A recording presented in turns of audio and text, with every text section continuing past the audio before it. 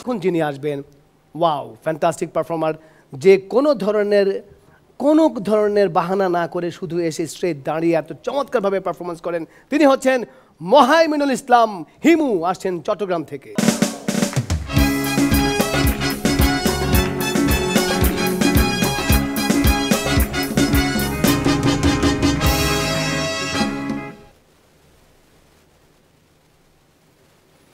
1990-এ ময়ূরাক্ষীর তীরে জন্ম আমার, 2011-তে হার্ভার্ডের পিএইচডিতে শেষ।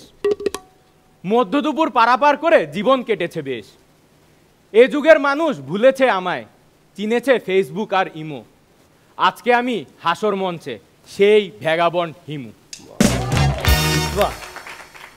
জোছনাময় রাত, দ্বিতীয় প্রহর, নদীর স্বচ্ছ জলের দিকে গভীর মনোযোগের সাথে তাকিয়েছিলাম। মাছেরা খেলা করছিল। হঠাৎ করে পানি থেকে একটি মাছ মাথা তুলে বলল, ওই লম্পটের মতো চেয়ার হইছস কেন, ঘরে মা বোন নাই? মাছেদের কাছ থেকে এ কথা শোনার পর আমার অবাক হওয়ার কথা ছিল, কিন্তু হিমুদের কখনো অবাক হতে নেই। রাস্তাঘাটে আমি খালি পায়েই হেঁটে বেড়াই। সেই দিন রিক্সায় চড়ার পর রিক্সাওয়ালাকে খুশি হয়ে 1000 টাকার একটা নোট দিলাম। রিক্সাওয়ালা সেই টাকাটি তো নিলই না, উল্টো বলল, সামান্য জুতা কেনার ক্ষমতা নাই, আসছে 1000 টাকা দান করতে। রাতের বেলা রাস্তায় রাস্তায় ঘুরে বেড়াই আমি, আধারে রহস্য খুঁজি। ঠিক সেই দিনও রাতের বেলা রাস্তা দিয়ে হেঁটে যাচ্ছিলাম, দেখলাম দুটো মাতাল তাল অবস্থায় রাস্তায় পড়ে আছে। আমি গিয়ে তাদের একজনকেই জিজ্ঞেস করলাম, এই তোমার বাড়ি কোথায়? ও বলল, আমার কোনো বাড়িঘর নেই। তো তুমি থাকো কোথায়? ওই যে দূরে ল্যাম্পপোস্টটা দেখছেন, ওইখানে। তখন আমি পাশের মাতালকে জিজ্ঞেস করলাম, এই তোমার বাড়ি কোথায়? বলে যে ওই যে ও যেখানে থাকে ঠিক তার উপরের তলায়। লোকজন আমাকে ভ্যাগাবন্ড বলে ডাকে। আমার খালুর ভাষ্য মতে আমার খালাতো ভাই বাদলও ভ্যাগাবন্ড হয়ে যাচ্ছে, তবে আমার মতে আমার খালু তার থেকেও বড় ভ্যাগাবন্ড। প্রমাণ চান? প্রমাণ দিচ্ছি। সেই দিন বাদল আমার খালুকে গিয়ে বলছে, বাবা কলেজে ভর্তি হব, সায়েন্স আর্টস না কমার্স নেব। এই শুনে আমার খালু বলে উঠলো, ওরে আমার কি টাকা পয়সার অভাব পড়ছে রে, তুই 3টাই নিয়ে নে। আজকে আমি আপনাদেরকে আমার আছে জল এর মূল কাহিনীটি শুনিয়ে যাব। শুনুন তাহলে। আমি দমকলে কাজ করছি। এক জায়গায় আগুন লাগলো, আমি নিভালাম। আবার আরেক জায়গায় আগুন লাগলো, আমি গিয়ে নিভিয়ে আসলাম। সকালবেলা উঠে দেখি আমার পুরো বিছনা চাদরটাই ভেজা। আমার আছে জল। আমি সবসময় ভ্যাগাবন্ডের মতো ঘুরি বলে ভাববেন না যে আমি অপরিষ্কার থাকি। আমি পরিষ্কার পরিচ্ছন্নও থাকি, মাথায় তেলও ইউজ করি। বলতে পারবেন হিমুর প্রিয় তেল কি? সরিষার তেল। কারণ কাঁঠালের কালার হলুদ, আর কাঁঠাল খেতে সরিষার তেলই লাগে। উপরের প্রেক্ষাপটটি থেকে বলতে পারবেন হিমুর প্রিয় উক্তি কি? গাছে কাঁঠাল, গোফে সরিষার তেল। আমার মাঝে দেখালা অল টাইম হাসছেন, কারণ তাকে কোনো এক ডাক্তার নাকি এসে বলে গেছেন laughter is the best medicine. এই দেখে আমি খালার কাছে গিয়ে বললাম, খালা শুনে রাখুন, হাস্যরস পৃথিবীর সেরা ওষুধ। তবে আপনি যদি বিনা কারণে হেসে থাকেন তাহলে মানসিক ডাক্তারের কাছে যান। এই কথাটি শোনার পরও আপনাদের যাদের হাসি পায়নি তারপরও জোর করে হাসছেন, আপনাদেরকেও বলছি আপনারাও মানসিক ডাক্তারের কাছে যান।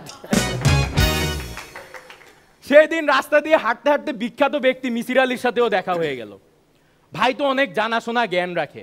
আমি ভাইকে গিয়ে প্রশ্ন করলাম, ভাই আপনি তো অনেক কিছু জানেন, আমার একটি প্রশ্নের উত্তর দিয়ে দিন। ভাই বলল, বল প্রশ্নটি। আমি বললাম, আচ্ছা ভাই বলেন তো, একটা বাচ্চা জন্মগ্রহণ করার পর কাঁদে কেন? এই শুনে ভাই বলল, ওরে মাত্র পৃথিবীতে আসছে, হাতে টাকা পয়সা নাই, কাঁদবে নয়তো হাসবে। সেই দিন আমার গার্লফ্রেন্ড রূপার সাথে দেখা করতে গেলাম। আমি গিয়ে তাকে বললাম, রূপা তুমি কেমন আছো? এই শুনে সে বলল, ওহ অসহ্য, এসব ব্যাকডেটেড নামে ডাকো কেন, আপডেট কিছু নামে ডাকো। এই শুনে আমি বললাম, সিলভার কেমন আছো তুমি? সাবাস।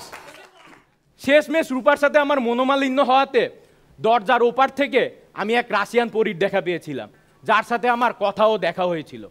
সে আমার কাছে কয়েকটি ঝিঝি পোকা চেয়েছিল। আমি অনেক খুঁজেও তাকে একটি ঝিঝি পোকাও দিতে পারিনি। তারপর সে আমাকে অনেকগুলো কথা শুনিয়ে গেছে।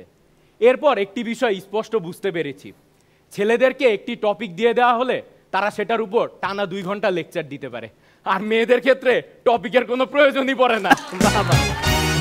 যাওয়ার আগে আমি হিমুয়ায়নের হিমু, ভেবো না বসন্তের দিনের মতো চলে গেছি, ফিরবো কোনো এক রূপালী রাতে নীল জোছনাতে, কয়েকটি নীলপদ্ম হাতে তোমাদের এই নগরে। যদি মন কাঁদে তুমি চলে এসো,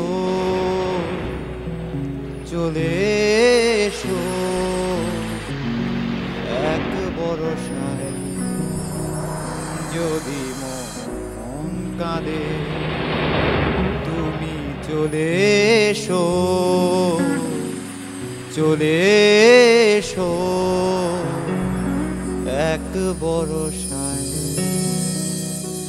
ধন্যবাদ। বাহ,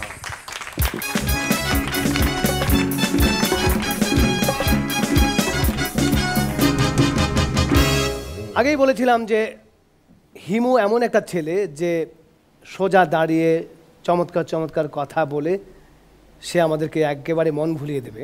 এবং হিমু, আমার দেখা মানে হিমু চরিত্রে যদি কখনো তোমাকে সত্যি সত্যি পাই, I sell it to you. Thank you বাজার ভাই। ওই যতক্ষণ তার নামটি হিমু নিয়ে হিমু চরিত্রে রম্য কথাগুলো বলছিল, আমার মনে হচ্ছিল হুমায়ুন আহমেদ স্বয়ং ওর পাশে দাঁড়িয়ে আছে এবং হুমায়ুন আহমেদ উপভোগ করছেন যে আমি চলে গেছি কিন্তু আমার রিপ্রেজেন্টেটিভ হিমু রয়েছে। এবং হিমু সত্যি সত্যি যে শব্দ অভিনয় না করেও শব্দকে কতটুকু পরিচ্ছন্ন করে এবং হৃদয় তোলপাড় ঝড় তোলা যায় শব্দে, সেটা হুমায়ুন আহমেদ তার শব্দ চয়নে প্রমাণ করেছেন, আর তুমি এই মঞ্চে, হাসর মঞ্চে তার প্রমাণ করলে। ধন্যবাদ হিমু তোমাকে। নিপুণ, নিপুণ কি হতে চাও, রূপা নাকি মাঝে দেখালা? সিলভার।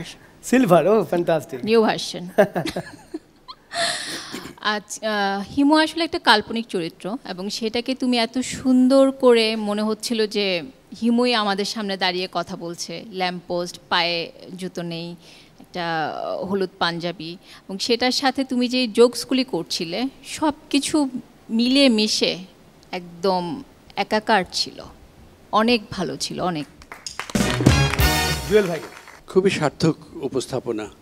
আমি প্রথম থেকেই লক্ষ্য করছিলাম যে হিমু চরিত্রটিকে যেভাবে করে হুমায়ুন ভাই চিত্রায়ন করেছেন বিভিন্নভাবে, এবং উনি তো এক ডিরেকশনে করেন না, অসংখ্য ডাইমেনশন তার। তো তার মধ্যে একটা জিনিস আছে, হিমুর যতই বিপদ হোক আর যত সিরিয়াস ঘটনা সামনে থাকুক না কেন, হি ইজ কেয়ারলেস। তুমি একদম এর আগে কত কায়দা টায়দা করে ঢুকতো অন্যান্য এপিসোডগুলোতে, কিন্তু এবার তুই সত্যি সত্যি হিমুর মতো, মিউজিক শেষ হয়ে গেছে, যাক না, আমি আস্তে আস্তে আসবো, বেশ খানিকটা সময় কোনো শব্দ না করে তুমি সামনে এলে, হিমু এস্টাবলিশ হয়ে গেল। তারপরে শুরু থেকে শেষ পর্যন্ত তুমি যা বলার তা স্পষ্ট করে বললে, অসাধারণ, অসাধারণ। ফেরদৌস ভাই। আমি আর কি বলবো, সব তো গুরুজনেরা বললো, আমি শুধু এটুকু বলবো যে হিমু চরিত্রটা অনেক পড়েছি, আজকে সামনাসামনি একটু নমুনা দেখলাম।